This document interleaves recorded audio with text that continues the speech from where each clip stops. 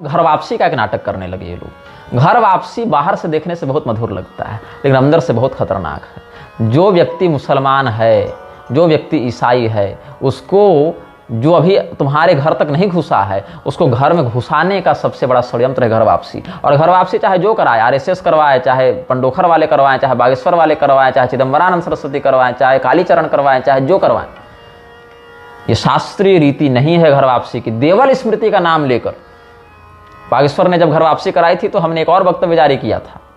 वो वक्तव्य यूट्यूब में अभी तो नहीं है, फेसबुक में होगा, यूट्यूब पर भी समय अनुसार लाया जाएगा।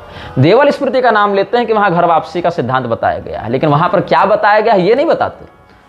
कोई व्यक्ति, घर वापसी किसकी हो सकती है और किसकी नहीं हो सकती है। कोई व्यक्ति, जैसे मैं अपना उदाहरण दे देता हूं, मैं ब्राह्मण हूं, पुरुष हूं, अगर म्लेच्छों ने मेरा अपहरण कर लिया, मुसलमान बलपूर्वक उठा कर ले गए और किसी प्रकार से गोमांस खिला दिया या जनेऊ तोड़ दिया या 10 तरह की बातें कर दी, धर पकड़ के खतना कर दिया या और भी कुछ कर दिया, मतलब भ्रष्ट कर दिया।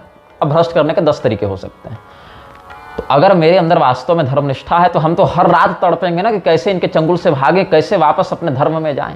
तो अपने इसी जीवन में अधिकतम 20 वर्षों तक हम वापस आने के लिए अधिकृत हैं और उसके लिए कुछ आने पर प्रायश्चित विधान है, वो करके हम पुनः सनातन धर्म में आ सकते हैं। ये बात है।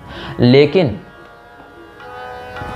अगर हमारी कोई संतान वहां हो गई तो वो संतान हिंदू नहीं कहलाएगी, वो यहां पर नहीं आ सकती।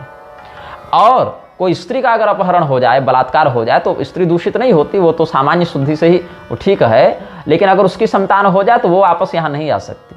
और रक्त शुद्धि वहां विद्यमान नहीं है, वह यहाँ वापस आने का अधिकारी नहीं है। ये शास्त्रीय नियम है। एक व्यक्ति जो स्वयं धर्मांतरित हुआ हो, वो भी लोभ इत्यादि का तो कठिन है, बलपूर्वक अगर उसको मजबूर किया गया हो, विवश किया गया हो, तो ऐसी स्थिति में अपने जीवन के 20 वर्षों के, अधिकतम 20 वर्षों के अंतर्गत वो आ सकता है। ये नहीं कि 4 पीढ़ी पहले हमारे बाप दादा हिंदू थे तो अब हम हिंदू बनेंगे, ऐसा नहीं होता है। हाँ, अगर तुमको सनातन धर्म में निष्ठा है तो आपस में ही तुम लोग रोटी बेटी करो, आपस में ही भगवान नाम संकीर्तन आदि का आश्रय लो। लेकिन ये नहीं कि हमारे पूर्वज 10 पीढ़ी पहले ब्राह्मण थे और क्षत्रिय थे और वैश्य थे और शूद्र थे तो हम भी वही बन जाएंगे, चौहान तिवारी पांडे लगाने लगेंगे। वो मुसलमान 4 पीढ़ी का तुम्हारे कारण घर में आएगा, घर वापसी करेगा और 4 पीढ़ी के बाद हमारी बहु बेटियों को उठा कर ले जाएगा और 4 पीढ़ी की भी प्रतीक्षा नहीं करेगा। मुसलमानों को तो तुमने घर में घुसने का एक अवसर दे दिया कि आओ आओ, एक जनेऊ पहन लेना, एक तिलक लगा लेना और 2-4 बार हवन कर देना और तुम हिंदू बन गए। फिर तो तुम किसी हिंदू की बेटी से विवाह कर सकते हो, उसको फंसाने की भी जरूरत नहीं है। तुमने तो ट्रॉय का घोड़ा अपने घर में घुसा लिया, नालायकों, ये तुमने कर दिया।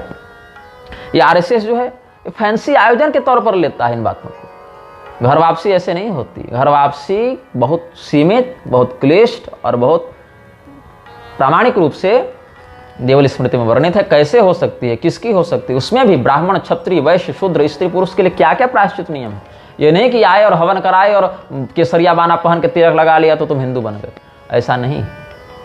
धर्मशास्त्रीय संविधान को समझे बिना ये तो वही बात हो गई कि हम रोड में चलते किसी की बेटी का मांग भर दिया तो उसके पति हो गए, ऐसा नहीं होता है।